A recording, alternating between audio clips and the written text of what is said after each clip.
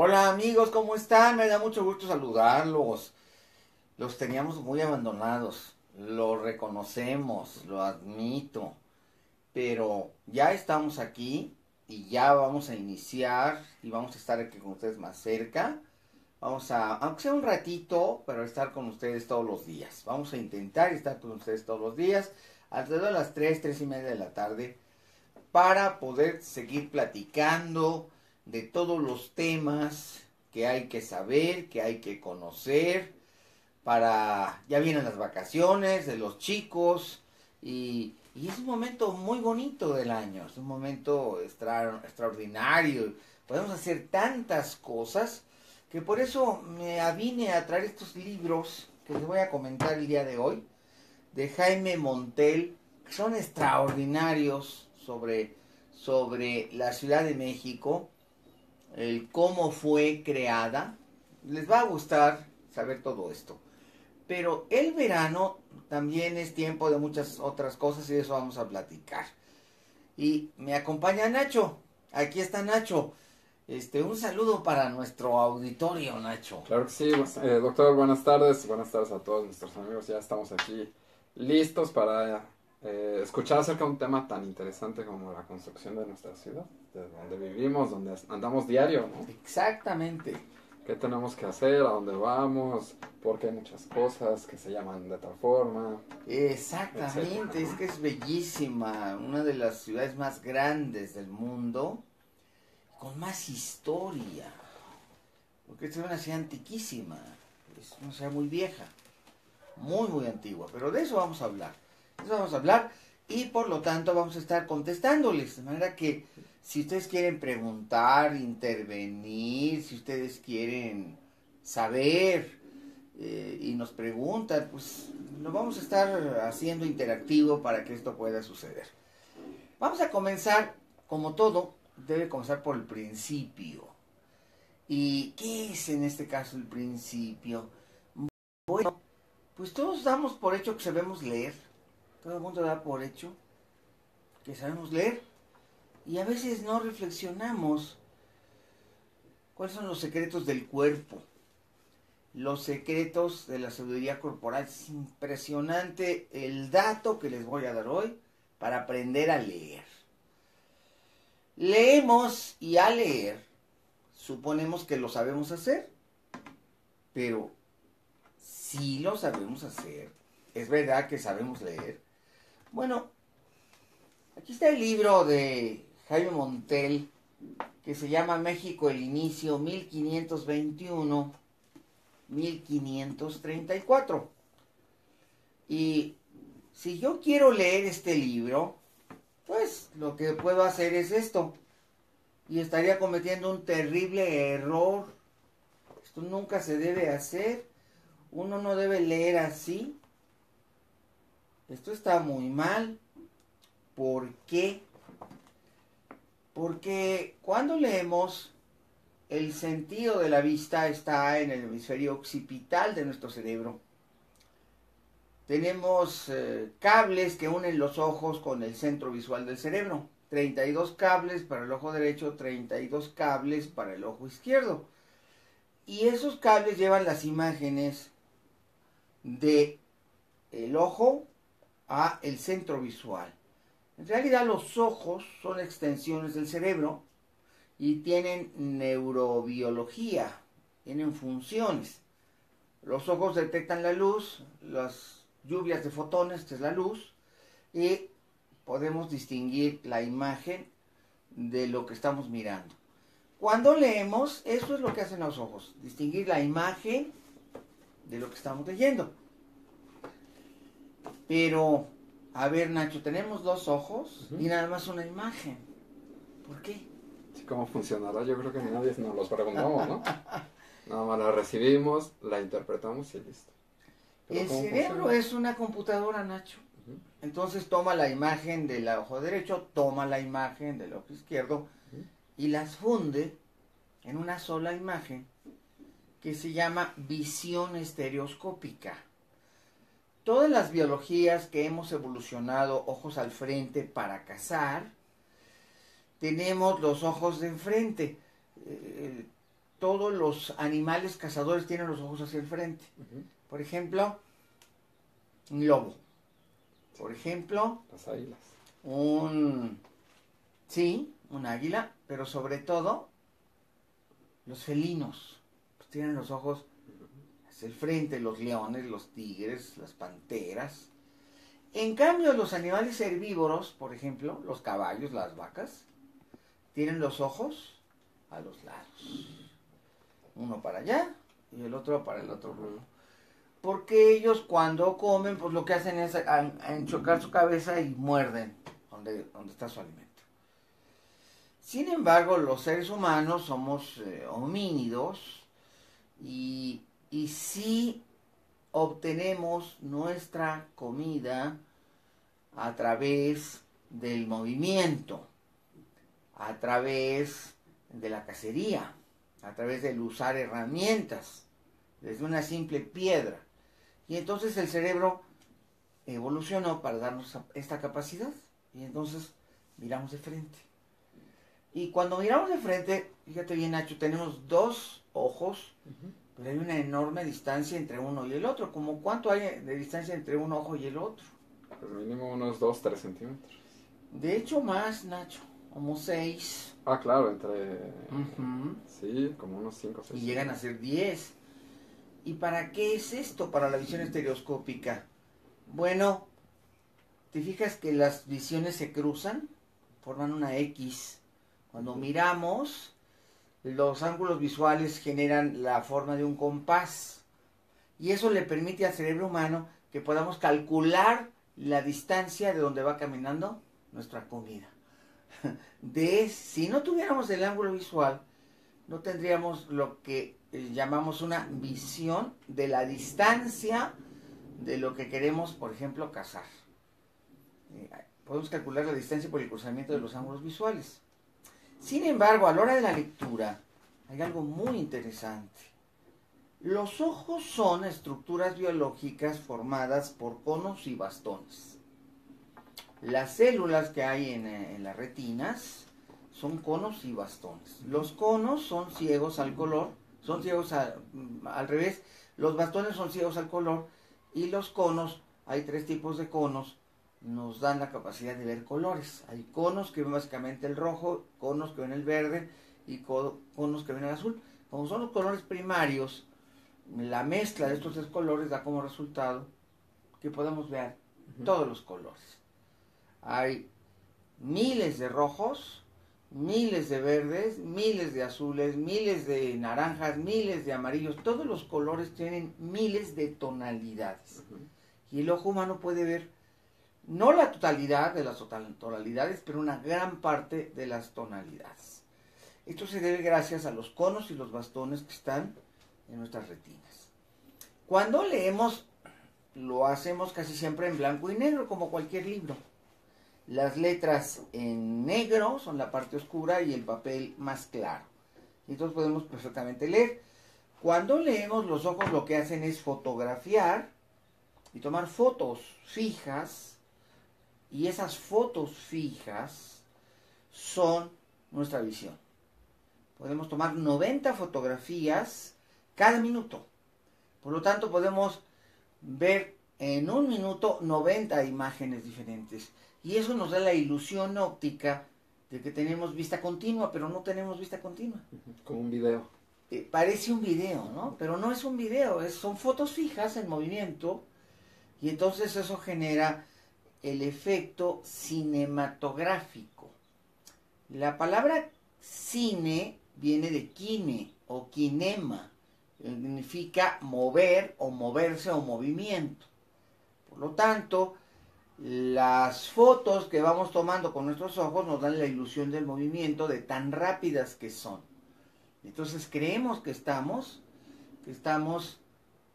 pues viendo un video, pero no es un video, son fotos fijas.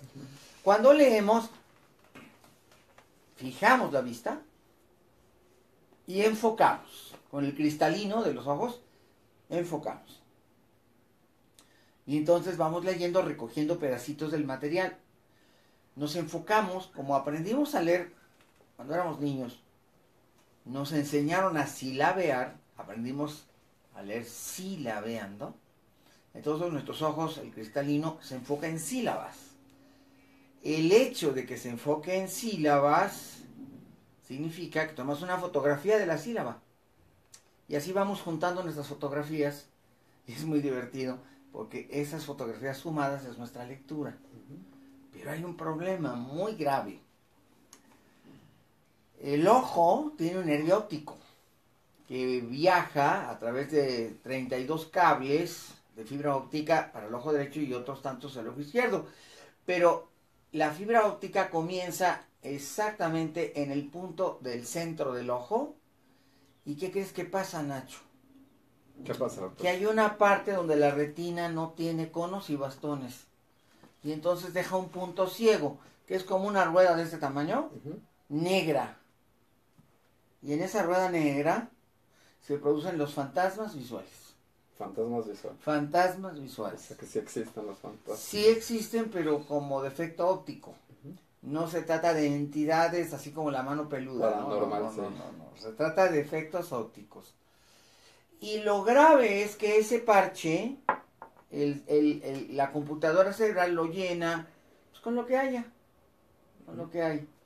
Entonces, vamos a hacer el ejercicio del doctor Paul Schill, que fue mi maestro de fotolectura hace, ¿sabes en qué año?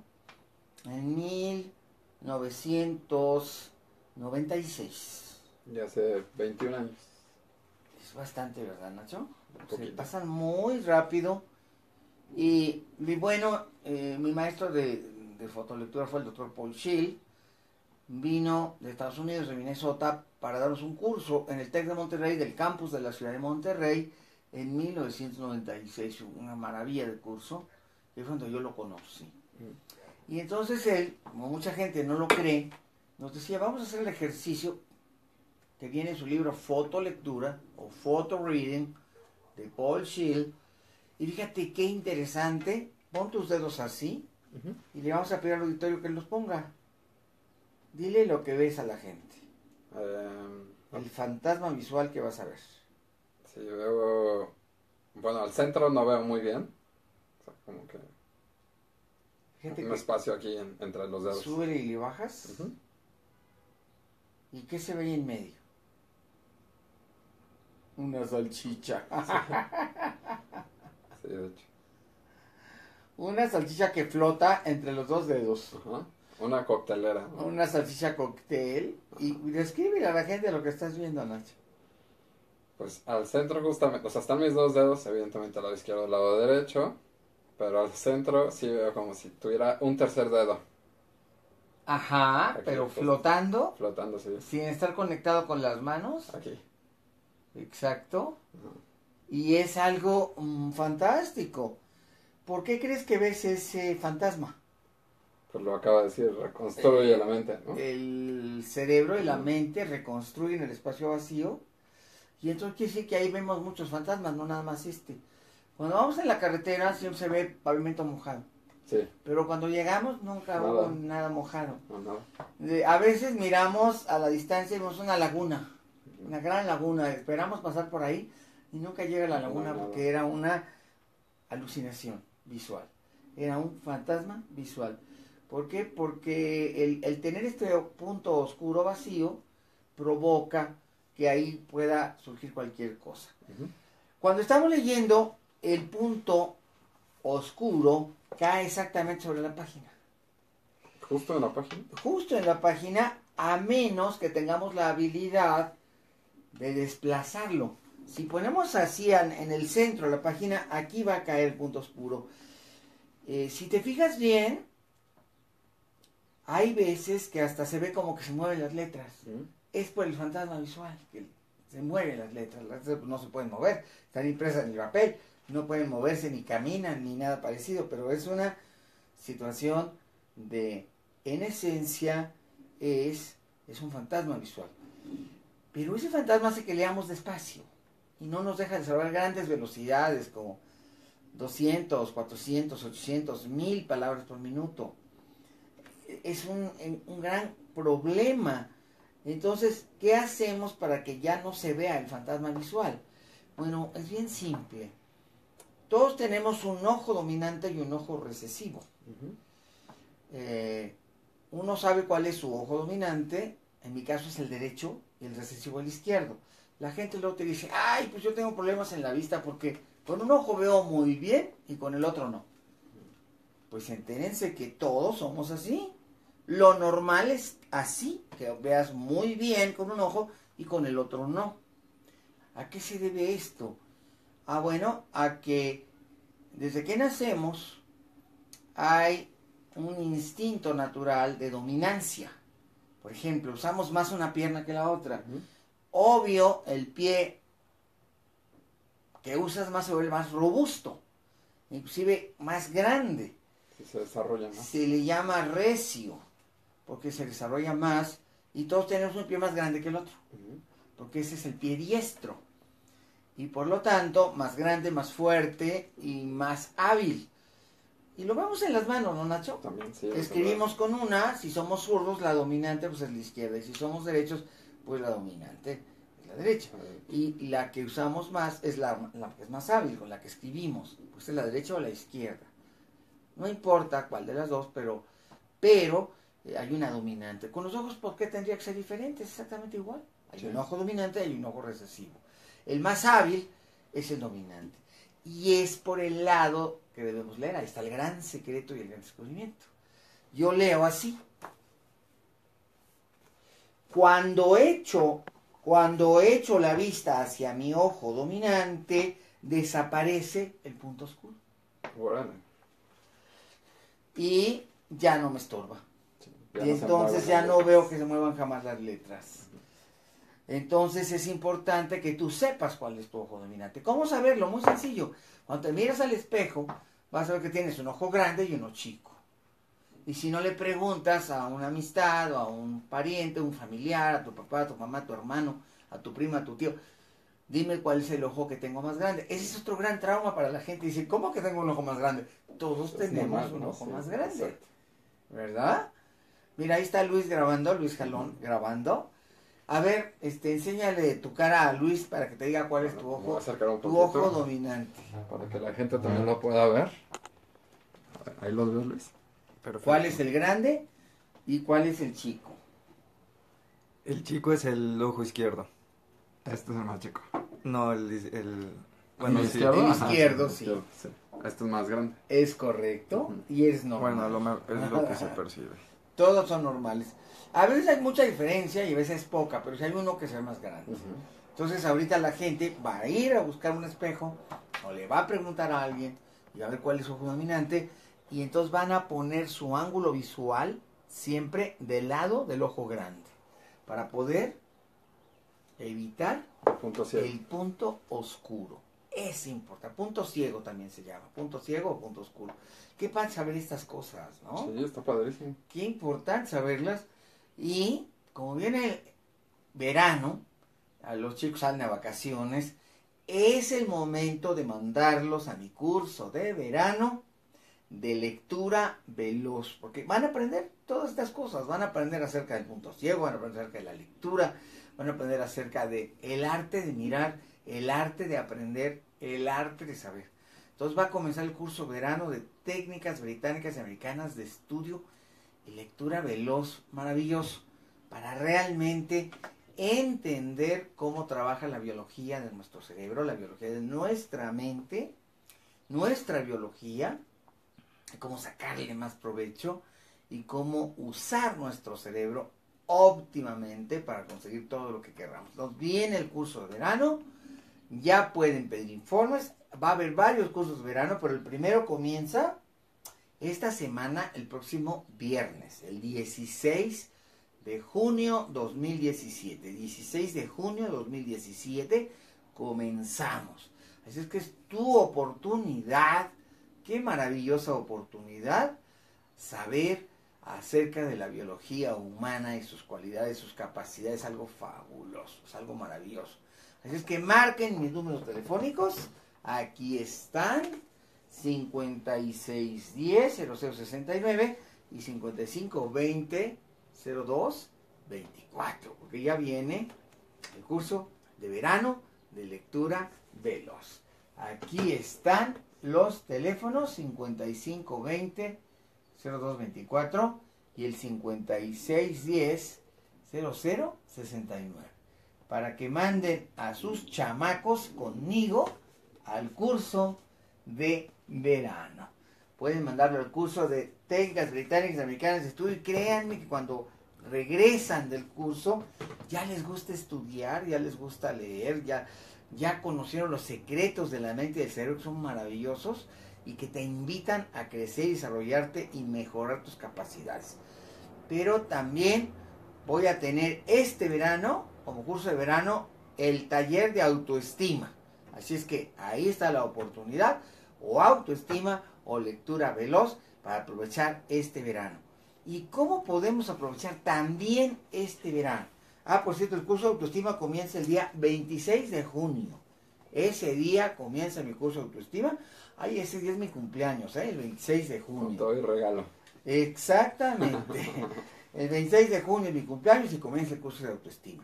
Y déjenme platicarles de este libro maravilloso. Se lo pueden leer en el verano, en las vacaciones. ¿Por qué este y por qué no otro? Bueno, hay veces, Nacho, que pensamos y la verdad no estamos pensando. Me ocurre cuando manejamos. Exactamente. Y vienen las vacaciones, es la gran oportunidad. ¿Saben qué pasó? Hay cosas tan bonitas que pasan en nuestra ciudad. Imagínate ciudad como esta, tan majestuosa. Fundada en el año 1325. Llegaron los aztecas y fundaron en el centro de la laguna, en una isla que tenía 500 metros de largo y 100 de ancho. Era como una tripita. Un huevito. Y ahí estaba el águila, la serpiente y el tunal. El nacional. Y ahí, ¿qué cosa? Ahí fue la fundación. Entre la flora y la fauna de la laguna. Qué cosa más bella, ¿no? Sí, qué impresionante. Qué cosa más bella. 1325. ¿Cuántos años son, Nacho? 1325 son 700, casi los 700 años. O sea que este 25, 608. la Ciudad de México va a cumplir 692. 700 años. 692. Si no mal ¿Puedes usar la recuerdo. calculadora, Nacho? Sí, que 700 años. 2017, ¿no? ¡Qué ciudad! Pero ¿saben qué? Que a pesar de lo antiguo, 692. fíjate qué bonito decir esto, no es cierto que ese año fue la fundación de la Ciudad de México. No es cierto porque ya había ciudades que ocupaban el espacio de lo que hoy es la Ciudad de México. Ya había ciudad. Y había ciudades enormes, como Azcapotzalco, que era la capital del Imperio Tepaneca, y era una ciudad más antigua, pero hoy forma parte de la Ciudad de México. Sí. Tenayuca es del siglo IV, del año 400. Y si te vas a Cuicuilco, que es donde está Perisur, Claro. estamos hablando del año 450 antes de Cristo. 1000 años antes de la fundación azteca. Entonces, pues no es cierto que la Ciudad de México haya sido fundada en 1325. Lo que sí es cierto es que la ciudad azteca fue fundada en 1325. Pero 1000 años antes ya había ciudades en lo que hoy es el territorio de la Ciudad de México, como Cuicuilco. Claro. Que es increíble, maravilloso. Entonces, qué oportunidad de que en este verano lleven a sus chicos a lugares como los que estoy mencionando. Pero aquí viene el pastel de la cereza. La semana pasada, Nacho, ocurrió uno de los descubrimientos más maravillosos, más extraordinarios de la arqueología mexicana. Se descubrió, se dio a conocer el templo de Quetzalcóatl, que fue extraído de la tierra. Y lo más maravilloso, por eso recomiendo este libro de Jaime Montel, me encanta este libro. De hecho son 2 libros de Jaime Montel. Este que se llama La caída de México Tenochtitlan. Y este que se llama El inicio. El principio y el final. Es que fíjate qué bonito libro. Aquí nos dice de cuando llegaron los españoles. ¿Te imaginas esa recepción solemne que le hizo Moctezuma a Hernán Cortés? Él venía acompañado de 2 reyes. Le mandó 2 reyes, porque hay que recordar que Moctezuma era el emperador. Pero mandó 2 reyes a recibir a Cortés. El rey de Iztapalapa y el rey de Tlatelolco. A veces, como la historia de México nos es tan desconocida, pero el imperio azteca era inmenso. Llegaba hasta Centroamérica. Wow. Cuando uno se da cuenta de esto, ¿sabes cuánto tardaban los ejércitos del imperio en llegar a la tierra del cacao? Años. 3, 4 meses. Meses. De caminar continuo. Imagínate de aquí hasta la frontera de Guatemala. Cruzar todas las sierras, los barrancos, los pasos de montaña, las selvas. Y llegar hasta Xoconusco. Fíjate la palabra en náhuatl, xoco, quiere decir fruto. Entonces, este lugar, en los límites hoy de Guatemala y México, es el Xoconusco. Viene de Xoco y de Nusco. ¿Qué quiere decir? Donde abundan frutos. Se refiere al cacao, que era la semilla más valiosa y más preciada del mundo mesoamericano. De los mayas, de los toltecas, de los zapotecos, de los mixtecos, de los totonacos, de los huastecos, de todas las culturas y sociedades antiguas. Y ahí abundaba este fruto. Se llamaba Xocoatl. Fíjate, Xocoatl. Xoco, fruto, ya dijimos. Atl, agua. Agua de fruto, o sea, chocolate. De ahí viene la palabra chocolate. ¿Por qué le cambiaron el joco por la palabra el joco? Pero le pusieron choco. Bueno, pues van evolucionando los términos. Claro. Y el chocolatl, que es el nombre correcto del chocolate, chocolatl, pues era la gran semilla de la que hacías chocolate. Pero los granos se guardaban y eran como centenarios de oro cada grano. Llegabas al gran mercado de Tenochtitlan que tenía 10,000 puestos. Imagínate un mercado de 10,000.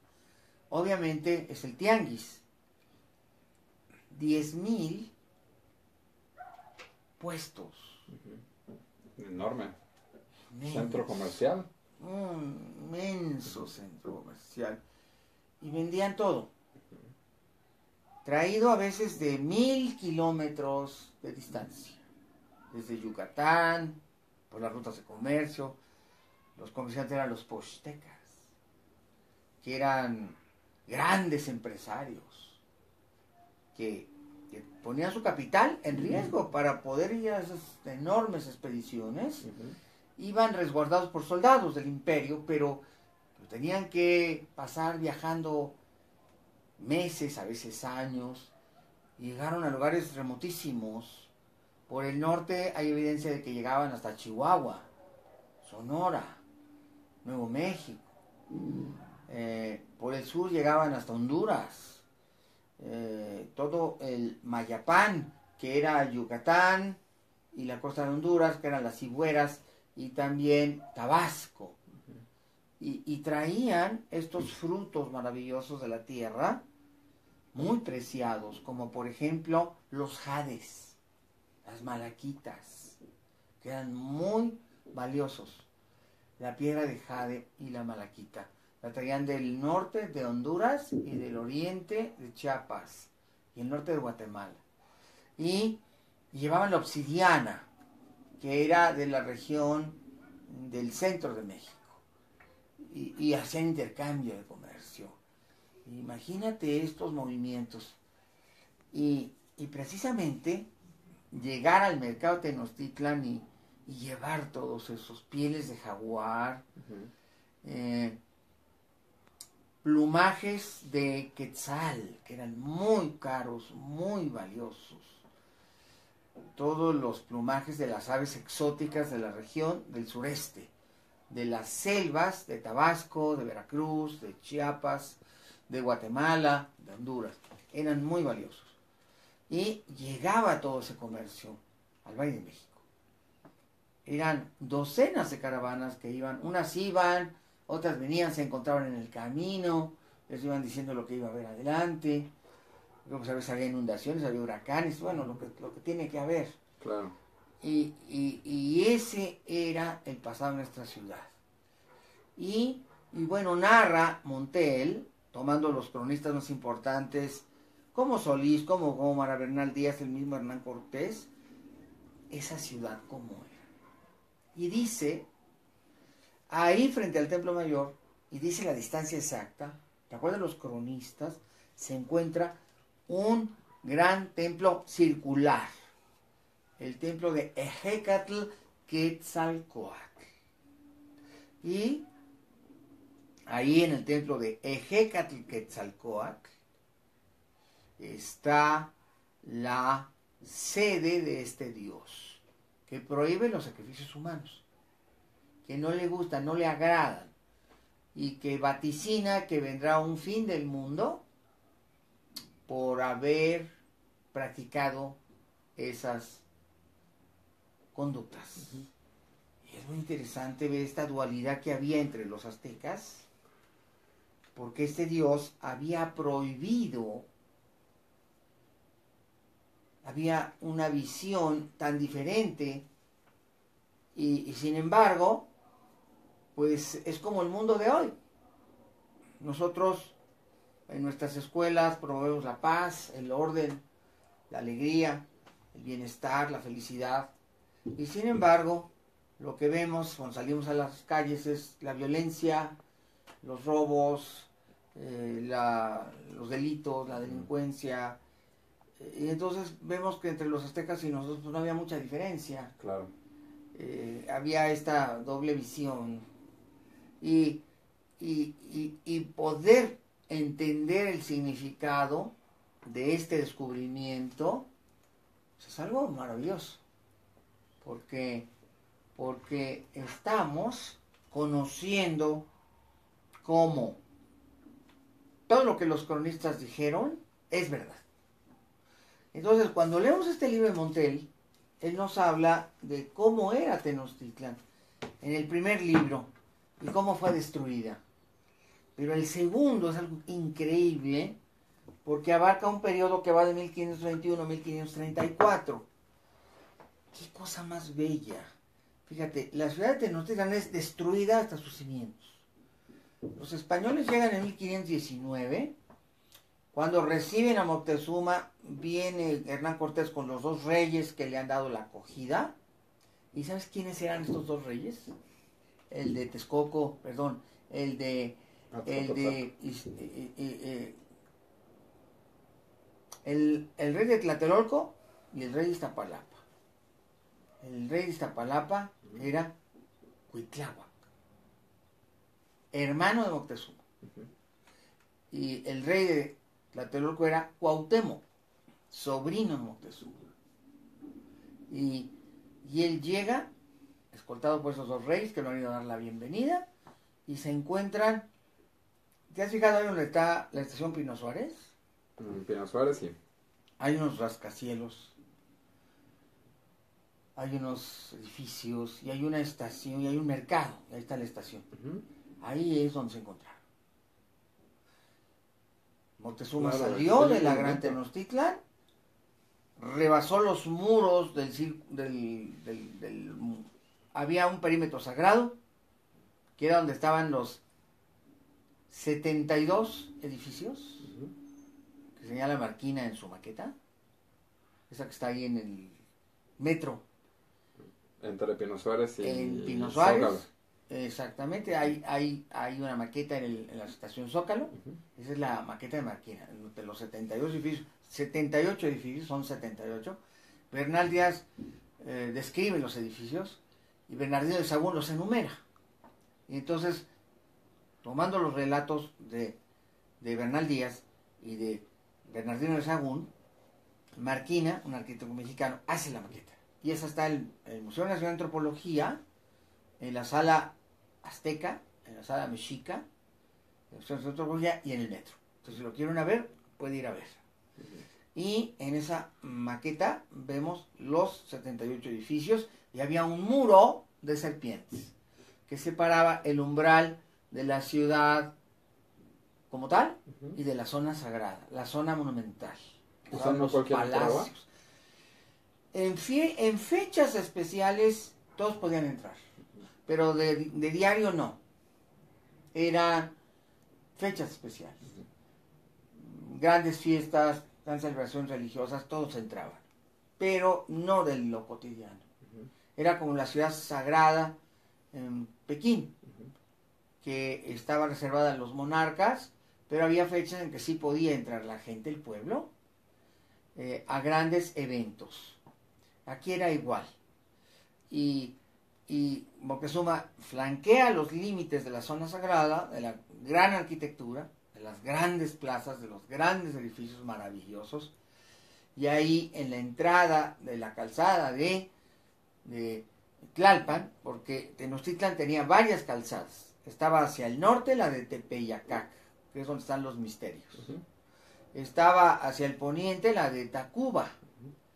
Y estaba hacia el sur la de Tlalpan. Y se dividía en dos, porque había una que iba a Coyohuacán, y la que iba a Tlalpan. Y tenía también una calzada que era un ramal, hacia Iztapalapa. Iztapalapa. Imagínate llegar y ver ese enorme, grandioso, colosal conjunto de edificios. El asombro de los españoles cuando vieron ese conjunto de edificios bellísimos, porque además la arquitectura de los aztecas no era en blanco y negro, no era en colores crudos, eran colores vibrantes, colores naif, rojos intensos, Verde. turquesas intensos, verdes intensos, y entonces los edificios lucían, predominando el color ocre, y predominando el color rojo, sangre, y era una cosa impresionante. Lo primero que dice Bernal es que llegaba de los santuarios el aroma de copal, porque había miles de pebeteros. En aquellos 78 edificios había 42 templos, para 42 dioses. Imagínate ahora poder ver eso con nuestros ojos. Yo, cuando era muy joven, iba al centro histórico, iba al Zócalo, Ujú. pues había un pedacito que había desde 1910, como de 10 metros por 10 metros, y es todo lo que se había sacado del Templo Mayor. Eso lo había hecho Leopoldo Batres hacia 1910 para el centenario de la independencia. Porfirio Díaz lo había puesto ahí a excavar. Y don Leopoldo Batres, que fue de los primeros arqueólogos mexicanos, fundador de la arqueología mexicana, pues apenas había un pedacito. Ahora el Templo Mayor está completamente descubierto. Y ahora además, esto queda en el ábside de la catedral.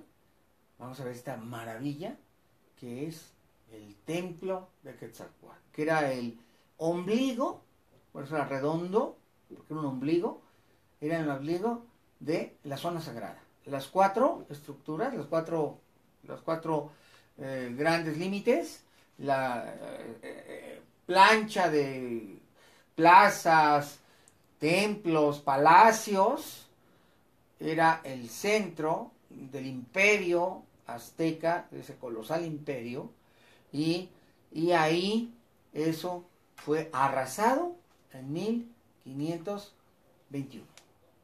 Fue destruido, deshecho por el ejército invasor.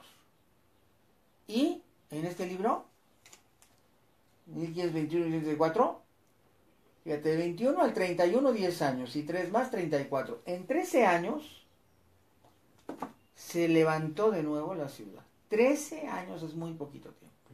Pues no. En 13 años, utilizando la mano de obra azteca e indígena, se reconstruye la ciudad. Al principio Hernán Cortés quiere que la capital sea Coyoacán, porque le gusta más, está más bonito. Hay unos árboles enormes y le gusta más. Pero se da cuenta que esto no puede ser, porque cuando vienen los grandes, la conquista fue un proceso muy complejo que duró muchísimo tiempo. Y entonces lo que hizo Hernán Cortés muy inteligentemente fue decir, bueno, ahora yo soy el Tlatoani de México. No es continuar la conquista, sino, pues eran pueblos que ya estaban sometidos al imperio. Eran pueblos que ya pagaban tributo, eran pueblos que ya venían a traer sus tributos una vez al año. Entonces lo único que hizo fue decir, bueno, ahora el emperador soy yo.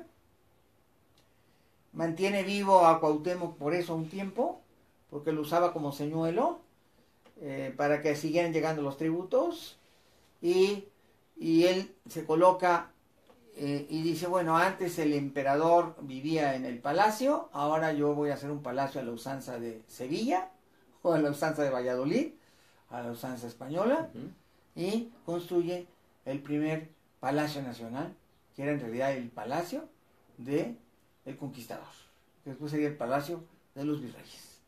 Pero ahí ejerce el poder. ¿Por qué? Porque ese poder ya ha sido institucionalizado por siglos. Y por lo tanto, pues era una institución que ya estaba. Y simplemente manda emisarios a todas las provincias del imperio para decirles, bueno, todo sigue igual, van a seguir pagando tributo, pero ahora además se van a cristianizar, van a tomar al nuevo Dios, van a destruir sus ídolos o los van a enterrar y vamos a hacer iglesias. Y a partir de 1524, en 1524 llegan los misioneros franciscanos, el padre Valencia y los primeros 12 franciscanos, en los cuales venía Motolinía, y entonces ahí comienza la europeización de el gran imperio Tenochca-Mexica, y estos son los años de la transformación. Y es admirable el libro porque te va diciendo las cosas tan inteligentes que era Cortés. Era un psicólogo natural, era un hombre culto, había estudiado, era bachiller, y entonces se da cuenta de cómo conquistar a los aztecas, pero en el sentido de pacificarlos, porque no fue de un día para otro. Tardó en guerra 10 años el pueblo mexica, y seguían matando españoles e inclusive atentando contra los conventos. Por eso los conventos tienen almenas, son verdaderas fortalezas. Eso se les llama así, conventos, fortalezas, porque había momentos en que llegaban los indios que no se habían convertido, sitiaban el convento, lo podían quemar y saquear, y había que encerrarse.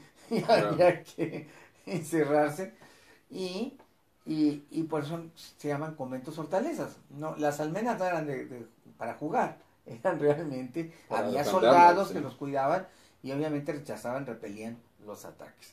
Entonces es importante entender que a los aztecas, ¿sabes por dónde los conquistó Cortés? Por el estómago. Trajo el azúcar, empezaron a sembrar la caña de azúcar, la diabetes. Trajo el trigo. Y entonces llegó el pan dulce y se convirtió en una locura. El pan dulce es la herramienta que usaron los españoles para conquistar a los pueblos nativos. Los cerdos, trajo los cerdos, les fascinaban los cerdos, nunca habían comido eso. Trajo las vacas, les fascinaba la carne de res. Ahí, en este periodo, se va a dar la mezcla de ingredientes entre lo azteca y lo español. Y es exuberante, es maravilloso, es grandioso, es fabuloso. Porque los aztecas cocinaban con chile y tenían más de 100 variedades de chiles. Y estos chiles, que los españoles llamaban ajíes, pues eran la esencia de su comida. Pero a los aztecas nunca se les ocurrió, nunca lo hicieron, quemar el chile. El chile se comía crudo. La carne, tú hacías la salsa en el molcajete y eran salsas crudas. El tomate o el tomatillo, el tomate es el rojo, el tomatillo es el verde, con el chile. Y entonces se hacían las tlaxcalan es el nombre azteca náhuatl de la tortilla. Las tlaxcali, había 16 o 17 tipos de tlaxcali. Las tlaxcalan, eran las verdaderas tortillas que se usaban en el Palacio de Moctezuma, eran como el tamaño de esta mesa. Eran redondas, pero del tamaño de 1 metro de diámetro, y se doblaban en 4. Y así iba el ejército azteca con sus tlaxcalan hechas para durar meses. Llevaban las tortillas en atados de algodón.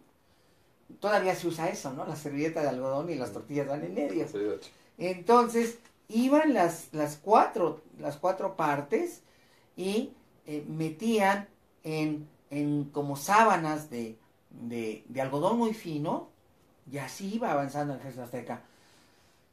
Y otra forma que llevaban era la masa cocida, los tamales. Los tamales. El tamatli o tamali. ¿Por qué es tamali o tamatli? Eran las dos formas. Y había una diferencia entre el tamali y el tamatli. Es muy interesante saber esto. El tamali era un tamal pequeño, como los parecidos a los de nosotros. Okay. Y el tamatli era un tamal grandote que podía haber un conejo adentro. Eran como el xocohuil, el zacahuil, que en realidad se llama xocohuil, viene de joco, fruto.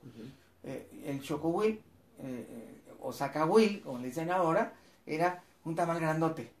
Y así iba el ejército azteca avanzando con estos alimentos para poderlos consumir. Y evidentemente que al llegar los productos de Europa, de la tierra, los conventos eran un lugar donde los monjes les enseñaban a los indígenas la religión, pero también les enseñaban el cultivo del trigo, de la avena, el cultivo, la crianza de los cerdos. Las vacas eran muy caras, no las podía la gente consumir. Entonces lo que les fascinó a los pobres eran las gallinas, porque eran muy baratas y resolvían el problema de la alimentación y no se conocían ni las gallinas ni los gallos. Entonces a los aztecas y a los pueblos originarios les fascinó lo que los españoles les trajeron.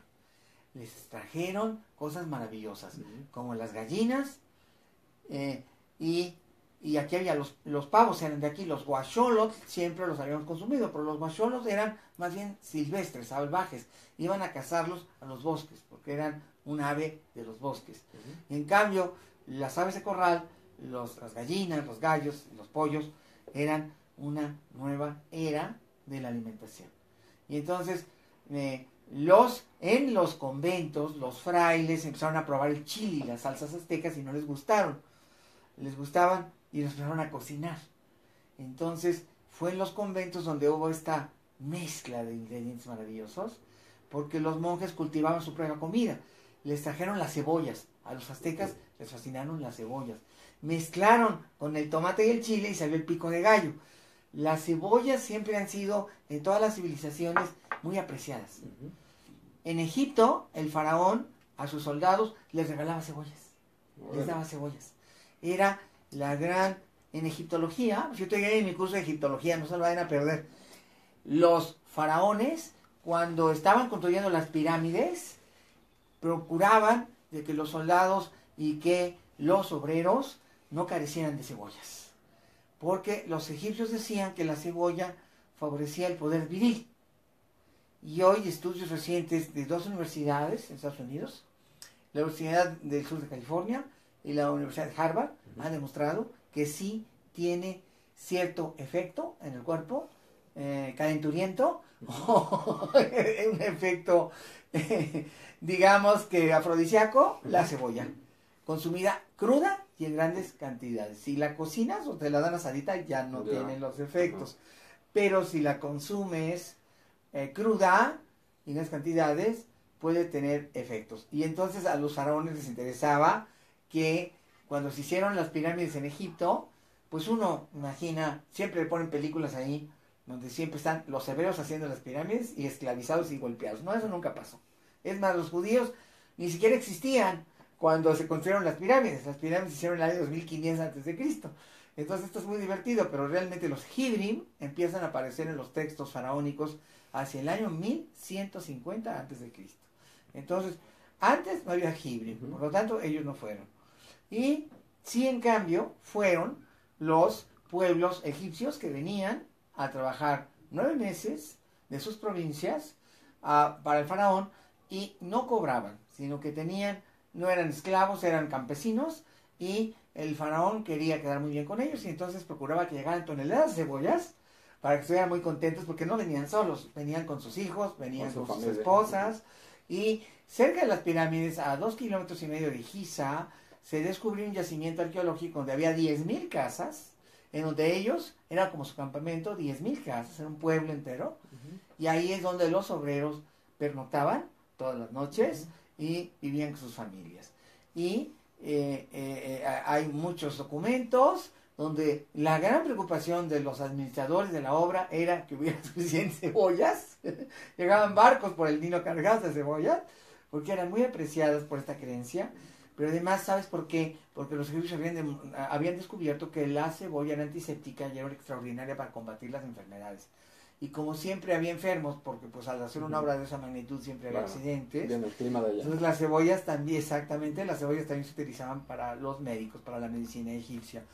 Y es muy interesante, cuando llegan las cebollas a México, que llegan aquí al convento franciscano de Texcoco, a los aztecas les fascinaron las cebollas. Y las mezclaron con el chile y el tomate que ellos ya tenían y pues salió el pico de gallo. O sea que eso como que nos gustó desde el primer día. Todavía. Desde el primer día. Sí. Entonces es una cosa mágica porque en este periodo, 1521-1524, nace la cocina mexicana. Los ingredientes de España, maravillosos. Los ingredientes de México, mezclados, extraordinarios, en una nueva realidad. Y los españoles todo le metían fuego, todo lo cocinaban. No les gustaba nada crudo. A los aztecas todo lo contrario, les gustaba todo crudo. Cocinaban y usaban el fuego para asar carnes, para el guacholo, para muchas cosas, pero era un fuego diferente. No era la idea de freír las salsas, echarles aceite o manteca de puerco, pero la idea fue maravillosa, porque el sabor que adquiría el chile asado, el chile frito, pues era otra cosa, una nueva capacidad, un descubrimiento. Pero lo que a los aztecas los maravilló fue el arroz. Cuando llegó el arroz, hay evidencia que llegó en 1525 el arroz a los conventos, los sacos de arroz, los mezclaron. Los españoles no lo comían así. Los españoles comían el arroz con azafrán, es como las paellas. Y los aztecas le echaron jitomate. Y el arroz colorado. El arroz rojo. Y le echaban pedacitos de chiles. Claro. Así. Y los volvió locos. Y ahí surgieron las bases de la cocina mexicana. No hay buena boda de rancho si no hay mole, bien sea negro de Oaxaca, poblano o verde o mole, el pollo, el mole, que es el chile frito, asado, pero a la usanza de la comida criolla, porque no es ni española ni azteca, es criolla, es mexicana. Ya no es española, ya no es azteca, ahora es criolla. Y entonces esta magia de sabores y olores fue algo maravilloso. Fue la fusión de los dos espíritus y las nuevas técnicas y los nuevos alimentos. Pero lo que sí enloqueció a los aztecas fue el azúcar. Porque con el azúcar podían hacer flanes. Con el azúcar podían hacer dulces. Esos dulces como los que se venden en Toluca. eh, llenos de azúcar. Llegaron de España las brevas, es decir, los higos, y eran cristalizados. Esto fue la magia de los ates y las cajetas que llegaron después del azúcar y vino las mezclas con la leche y con las mermeladas y dieron los ates. Bueno, Una bomba, es ¿sí? una locura. Sí. Es muy malo para la salud comerlos en exceso, pero puede ser comer un poquito.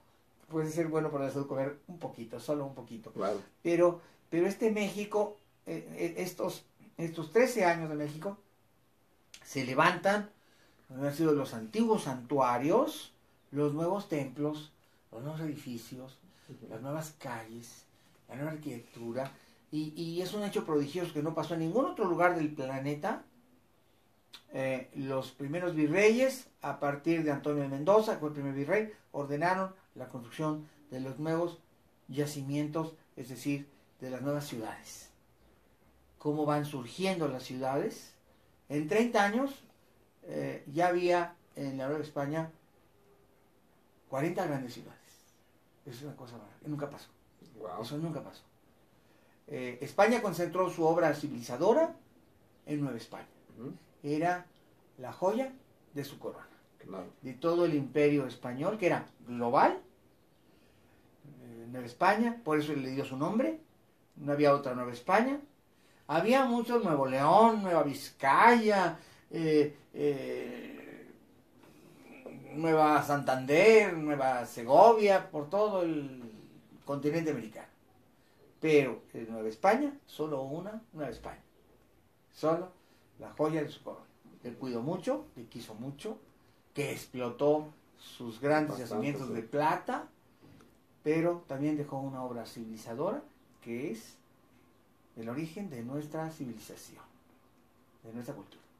Entonces, este descubrimiento en el Zócalo, porque pues es en el Zócalo, es atrás de Catedral, es un momento fundamental.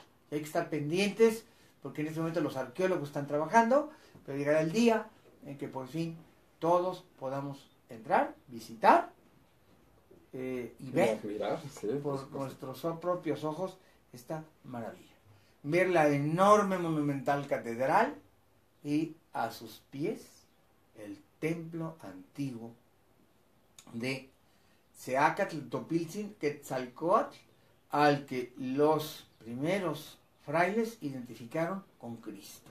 Ellos pensaron que Cristo ya había venido, porque si comparamos las doctrinas de Quetzalcóatl, este príncipe tolteca, Seacatl Topiltzin, con las doctrinas de Jesús, son maravillosamente parecidas, maravillosamente semejantes, maravillosamente congruentes. Y esto es maravilloso. Y tenemos que pasar el verano para recorrer una de las ciudades más bellas del mundo, que tiene una huella de la historia, que puede arrancar en el año 400 a.C., antes de la erupción volcánica del Xixtli, que con su flujo piroplástico sepultó Huicuilco, que es la Pompeya mexicana. La Ciudad de México es como una síntesis de la historia mundial. Así como hay una Pompeya allá en Italia, aquí tenemos una Pompeya en los límites de nuestra ciudad.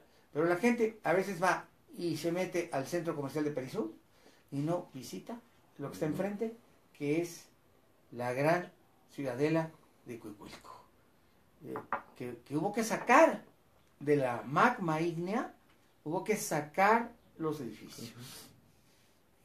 Eso llevó 40 años. 40 años de continuo, de excavar. Y es triste que la gente o no lo sabe o no lo quiere saber. Y siendo gratis los domingos, ¿no? Todavía. Es gratis y además es grandioso. Y además vamos a sembrar un respeto en los niños. Hay que llevar a los niños un respeto y una admiración por México, porque cuando vemos sus grandes obras, entendemos de dónde venimos, quiénes somos y todo lo que ha pasado en este espacio de tierra, el Valle de México. Así como vamos a Teotihuacán, se nos corta el aliento solo de pensar los años, porque si nos maravillamos de las pirámides de Egipto, ¿cuántos años duró en construcción la gran pirámide de el Sol en Teotihuacán? Se estima, se cree que entre 120 y 180 años. 180 años para levantar esos 60 metros de piedra que hoy es orgullo de México. Está perfectamente metros. delineado, ¿no? Perfectamente alineado a los polos magnéticos y perfectamente cuadrangulado, estéticamente concebido, y además tiene exactamente la misma base, 224 metros por lado, que la Gran Pirámide de Egipto. Un dato que no entendemos si es casualidad o si hay alguna relación solar, porque todas las pirámides egipcias eran solares, igual que los grandes edificios mexicanos, mayas, o mixtecos, zapotecos, o aztecas, o teotihuacanos, cosas que no sabemos, todavía no sabemos si es una casualidad o hay una relación matemática, porque los pueblos de Mesoamérica, igual que los egipcios, eran grandes astrónomos solaristas. Por lo tanto, puede haber ahí muchos datos que se nos han ido, que no hemos comprendido, que apenas estamos en capacidad de ir comprendiendo, pero todo eso es la historia de esta gran nación que es México. Este punto de la civilización, que si partimos del año 400 antes de Cristo, es mucho más antiguo México, 2000 años más antiguo, pero si hablamos de la Ciudad de México, pues podríamos decir, ¿y cuándo se fundó? Pues tendríamos que irnos como al 500 antes de Cristo, porque si consideramos que la forma urbana más antigua de la ciudad que se puede ver y que existe es Cuicuilco, pues Cuicuilco es del año 600, del año 500 antes de Cristo. Estamos hablando de 2500 años continuos de urbanismo, desarrollo. Wow. Y a veces no nos damos cuenta, y no lo consideramos. Y es importante que las vacaciones sirvan para llevar a los niños, y si les vean la majestad de estos espacios, un día esa montaña que está ahí enfrente, que ustedes ven tan tranquila, que formó el Pedregal de San Ángel, hizo erupción, y todos los flujos piroplásticos y las lavas que escurrieron, llegaron, rodearon la ciudad, la sepultaron y la mantuvieron. Qué bueno, porque eso es gracias a esas lavas es que hoy podemos ver la cerámica, la cultura, los edificios de una pirámide redonda, enorme, bellísima, del año 800 antes de Cristo. Eso significa que aquí viene una continuidad en la evolución del hombre de por lo menos 2500 años, aunque es mucho más, son 3000, 4000, pero vamos a decir, ahí está la evidencia. Claro. Y no desaprovechar la oportunidad de entender las raíces de nuestro México, de entender su pasado y su presente y, por supuesto, su futuro, ¿verdad? Hoy, a veces los mexicanos somos tan malinchistas que no vemos a México, no vemos las grandes fortalezas como su historia, como su cocina, pero hoy también podemos decir que acaba de venir la señora Angela Merkel. México tiene la planta productiva de automóviles número 4 del planeta. Exportamos automóviles a Alemania. Y tenemos ventajas comparativas y competitivas que apuntan a que estemos muy pronto, 20 años, en el segundo lugar del mundo. Entonces, hay razones para entender que esto pase. Es una sociedad muy competitiva. Tenemos ingenieros, grandes ingenieros, tenemos 1 millón de ingenieros en este país, que se convierten en una gran fortaleza comparativa y competitiva de México. Entonces, pues hay que unir el pasado con el presente, con el futuro, y entender profundamente las raíces de lo mexicano. Hay que hablarles a los niños de su gran ciudad. Hay que ir a los baños allá a Texcoco, donde se bañaba Moctezuma. Hay que ir allá a la gran montaña que está entre Puebla y el Estado de México, el Cerro Tlaloc. Hay un templo maravilloso, la gente no va, ni siquiera sabe que existe. Es un lugar bellísimo para ir, como de día de campo, y ver que los aztecas ya sabían que había un momento en que las nubes se volteaban. Hay 2 temporadas de lluvias. Los aztecas decían, las lluvias que vienen del poniente y las que vienen del oriente. Normalmente la temporada de lluvias comienza en abril, mayo. Las primeras lluvias siempre vienen del poniente. Pero a partir del día 15, 20 de junio, se va a pasar en esta semana, llega lo que llamaban los aztecas la primera del oriente. Es decir, el ciclo de vientos en el Valle de México es todo el año es hacia el este, vientos alisios y contralisios. En el día 20, 15 de junio se voltean y empiezan a llegar del Golfo y del Caribe los vientos cargados de lluvia y descargan su lluvia. Y es la temporada fuerte, la segunda temporada, la que viene de Oriente. Los aztecas sabían que había una temporada de Poniente y una temporada de Oriente. Bueno, creo que la gente ahora ni lo sabe. ¿Entienden? Y entonces allá arriba, en un observatorio arriba en el Cerro Tlaloc, porque decían que eran los Tlaloques, que Tlaloc tenía dos tipos de Tlalocs, los que venían del Poniente y los que venían del Oriente. Y los verdaderos Tlalocs, los Tlaloques grandes, los gigantes, venían del Oriente. ¿Por qué? Porque ellos sabían que las grandes nubes que se van a forjar en julio, en agosto, en septiembre, son nubes de Oriente, inmensas. Y hay un poema de Ayocon Cuespalcin de Tecamachalco donde habla de los Tlaloques de Oriente. Es decir, esas nubes inmensas como coliflores solamente se forman cuando los vientos vienen del Oriente y anuncian la llegada al Valle de México de la gran temporada de los tormentones. Lluvia, que es el final de junio, julio, agosto y en septiembre. Voltean los vientos, otra vez se voltean, otra vez vienen del poniente y los grandes tlaloques de oriente ya no pueden llegar al Valle de México, ya no pueden escapar suya. Fíjate qué conocimiento tenían, qué asombroso. Pero bueno, esto es el conocimiento de los antepasados, de los abuelos. Bueno, aquí están estos dos libros, a mí me gustan, de Jaime Montel, La caída de Tenochtitlan y después La reconstrucción de Tenochtitlan. Y este es el bueno para mí, porque te va diciendo cómo se tomaron las decisiones, cómo se escogieron los lugares, cómo se repartieron el centro histórico. Como dijeron, aquí está el ayuntamiento, aquí va a estar el Palacio de Gobierno, aquí va a estar la catedral, acá va a estar el mercado, acá va a estar, y así, cómo fue, y fue surgiendo. ¿Sabes cuántas manzanas tuvo el primer trazo de la Ciudad de México? ¿Cuántas, doctor? 62 manzanas. Bueno, están viendo los... ¿Y sabes qué? A veces nos damos cuenta. ¿Te has fijado qué precisa es el trazo de la ciudad? La influencia del Renacimiento italiano, de la modernidad. Nuestra gran ciudad tiene un trazo de tablero de ajedrez. Si tú ves la catedral, ves la calle 5 de Mayo, es un tablero de ajedrez.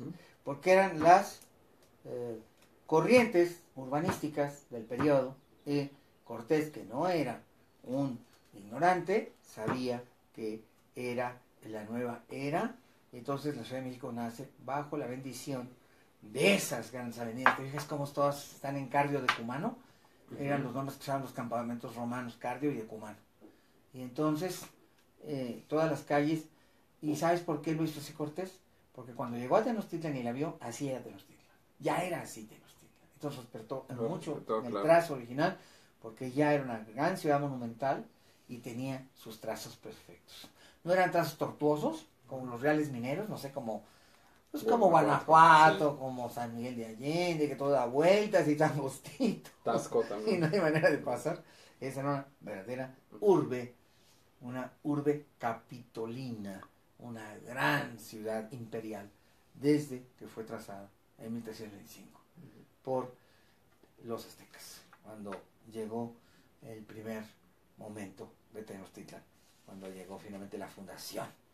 Bueno, pues ahora nos vamos a despedir, ¿eso te parece? Pero antes de despedirnos, dinos qué dice la gente.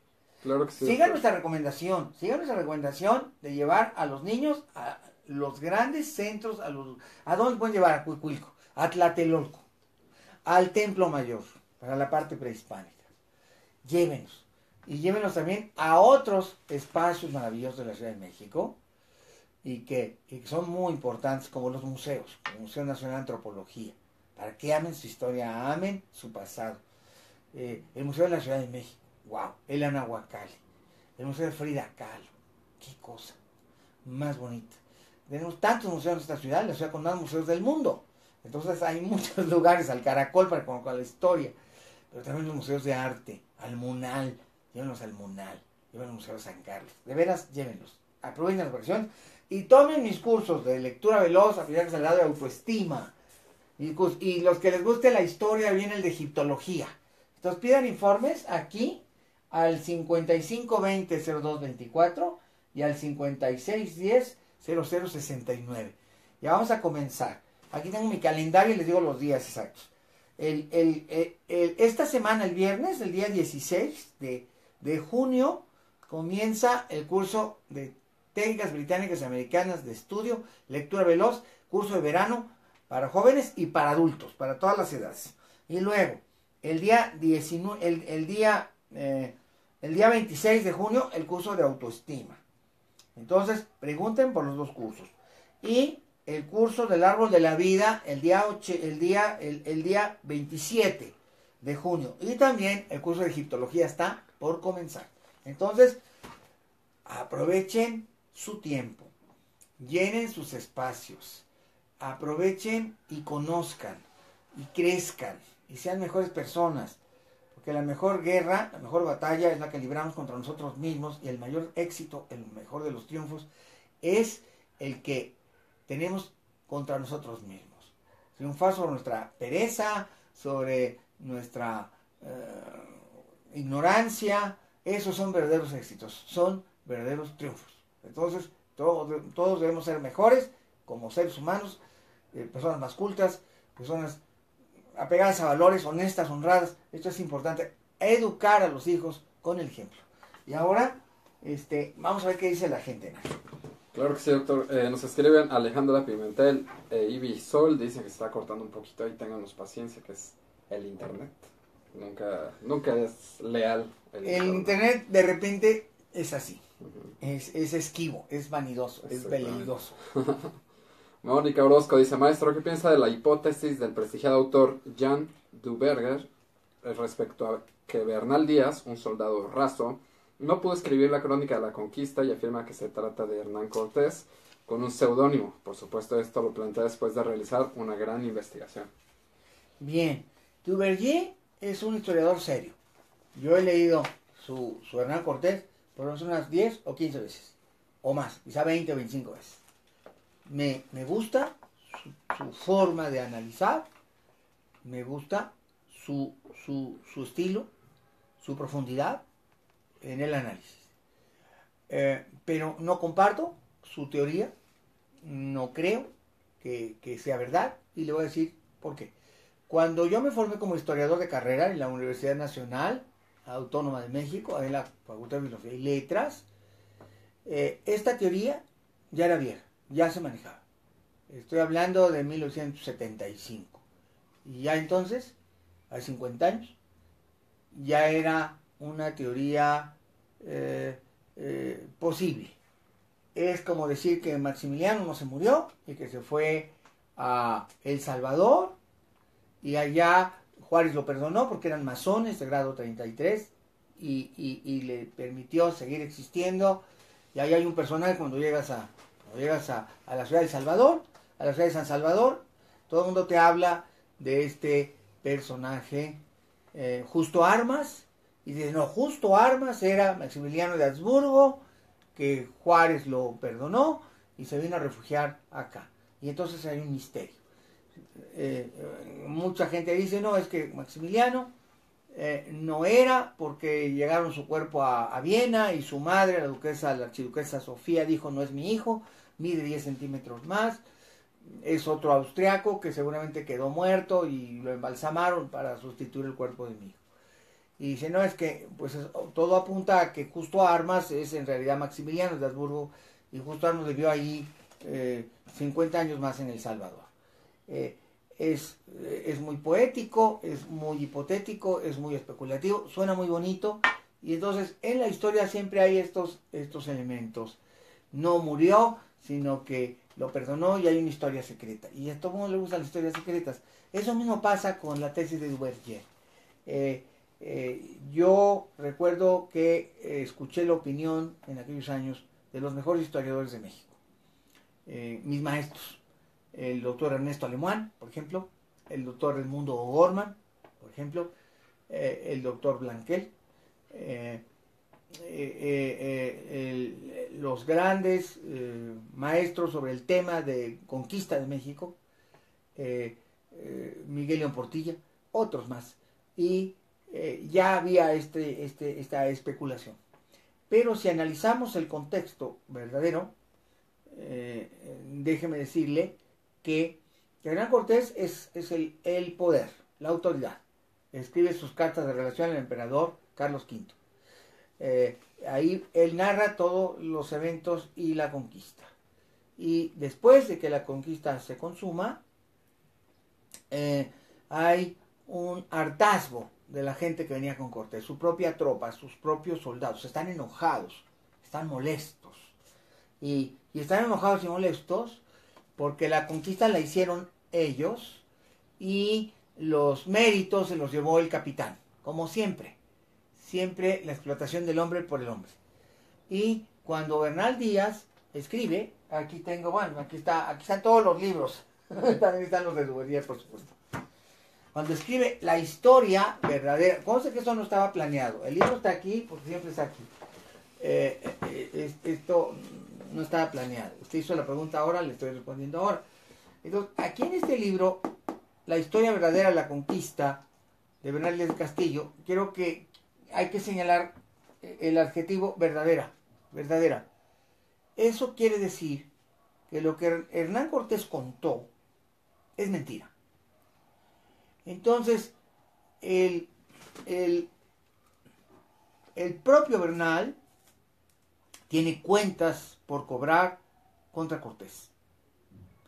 Considera que ha recibido todos los beneficios, el Marquesado del Valle, todos los honores, ha recibido todo el reconocimiento, los favores reales, y estos no han beneficiado a su gente, no han beneficiado a la tropa, no se repartieron de manera adecuada, de manera equitativa. Al rey le toca su quinto real y Cortés se queda con el que parte y reparte, se queda con la mayor parte.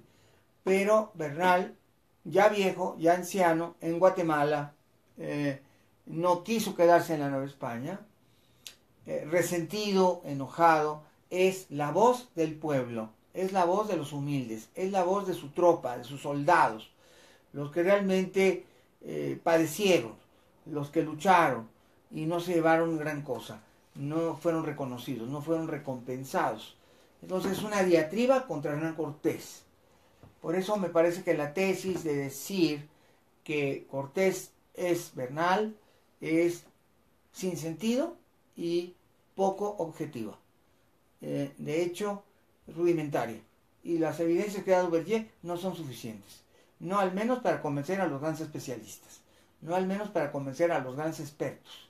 No al menos para convencer a los especialistas que con profundidad de datos y con documentación y metodología crítica de análisis pudieran estar de acuerdo. Entonces yo creo que como toda moda, las modas van y vienen. Esto creo que tiene un objetivo. Duverger se ha hecho muy famoso por esto. Tiene visos mediáticos y controversiales y sin embargo no se me hace que el ejercicio de Duverger sea inadecuado. Si él encontró ese aspecto, si él define esa idea, pues se vale que la defienda y se vale que la exponga, pero yo no la comparto desde ningún punto de vista. No pienso ni creo que esto sea correcto, que sea, y el tiempo que todo lo aclara nos dará la razón, si es que la tenemos, y si no, se la dará a Duverger. Pero respeto mucho la obra y el trabajo de este especialista y su teoría no me parece, yo no la comparto. Si uno hace el análisis lingüístico, ve que el lenguaje de Cortés es muy florido, el de Bernal es un lenguaje llano. Desde ahí no hay compatibilidad. Desde el puro estilo y la sinonimia y el manejo del lenguaje, Bernal es mucho más directo, mucho más escueto, es menos florido. Es como cuando Julio César escribe las cartas de relación, bueno, las de él, que es su viaje a las Galias, y escribe como siempre justificando y adornando los hechos. En cambio Bernal nos da los datos, los detalles, y siempre le quita oro a Hernán Cortés. Yo no veo por qué Cortés tendría que autodeslucirse escribiendo este documento. Yo creo que el documento es auténtico y que busca deslucir a Cortés y además lo consiguió.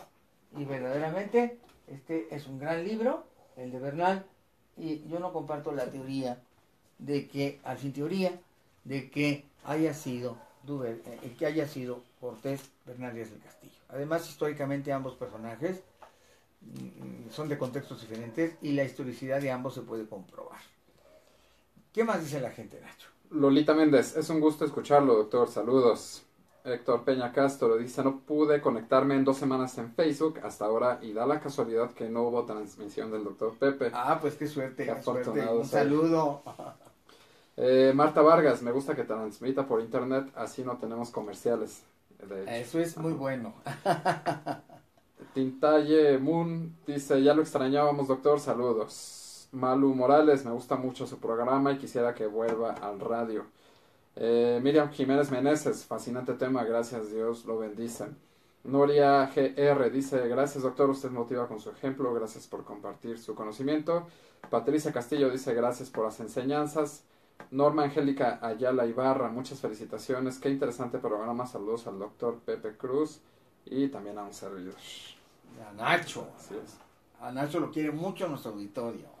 También nos escribe una persona que por aquí ya lo perdí. Dice Rosy Morán, escuchan al doctor los días sábados en ABC AM. Ah, sí, voy a estar en ABC a partir de este sábado de noche. Como invitado voy a tener una sección de 10 minutos en el programa, ¿cómo se llama el programa, Luis? Vive, vivir y vida. Vive, vivir y vida. Entonces, ya saben, voy a estar ahí como invitado los sábados a las 3 de la tarde. En Vive, vivir y vida. Así es, Pues doctor. nos queda despedirnos, Nacho. Así es. Vamos a hacerlo y vamos a dejarles todo nuestro cariño, nuestro corazón, nuestra presencia y vamos a continuar con este esfuerzo. Nacho va a venir los lunes, los miércoles y los viernes. Y recuerden, a las 3 de la tarde, búsquenos como 3, 3 y cuarto, 3 y media. Ahí vamos a estar entrando a esta señal y recomiéndanos para que mucha más gente nos vea. Y aprovechen sus vacaciones, ya vienen, hagan cosas maravillosas con ellas, vayan a mis cursos. Yo les recuerdo que estaré aquí porque me gusta mucho estar con ustedes, porque me alimento de esta retro comunicación y sobre todo porque, bueno, hay lealtades y hay cariño, mucho cariño. Así es que muchísimas gracias por estar con nosotros y nos despedimos como siempre. Vamos a reconocer a Luis Jalón, ¿no? Claro que Porque sí. él está detrás, él es el que Ya está ves. en la camarita, ¿verdad? Hola Luis, saluda. Hola. Muy buenas Es como tardes. nuestra conciencia. Exactamente. Amigos, muchas gracias por estar con nosotros. Nos pedimos diciendo, como decimos todos los días, sí puedo, es fácil y lo vamos a lograr.